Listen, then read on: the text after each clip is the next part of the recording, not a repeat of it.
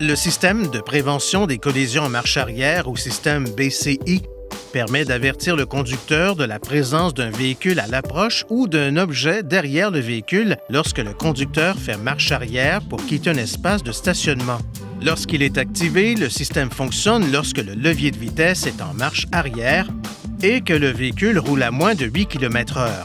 Si un véhicule à l'approche ou un objet à l'arrière est détecté, le système avise le conducteur d'une ou de plusieurs des façons suivantes. Carillon avertisseur, témoin du système d'avertissement sur l'angle mort sur l'intérieur des portes avant et témoin sur l'écran de visualisation du périmètre sur l'écran tactile supérieur. Si nécessaire, le système applique brièvement les freins pendant que le véhicule recule.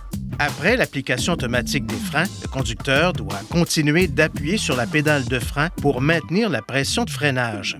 Si le pied du conducteur se trouve sur la pédale d'accélérateur, le système repousse cette dernière avant d'appliquer les freins. Si vous continuez d'appuyer sur la pédale d'accélérateur, le système n'appliquera pas les freins. Le système BCI peut être désactivé temporairement en appuyant sur la touche du système BCI sur l'écran supérieur. Une fois cette touche actionnée, le témoin du système BCI actif s'éteint.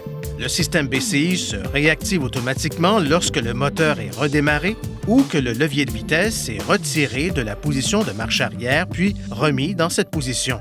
Pour activer ou désactiver de façon permanente le dispositif de prévention des collisions en marche arrière, appuyez sur le bouton Menu du panneau de commande, appuyez sur Réglages sur l'écran tactile inférieur, puis sur Caméra sonore, suivi de Caméra, et enfin Dispositif de prévention des collisions en marche arrière pour activer ou désactiver la fonction. Si le système BCI est désactivé de façon permanente, il reste inactif quand le levier de vitesse est placé en position de marche arrière ou que le moteur est redémarré.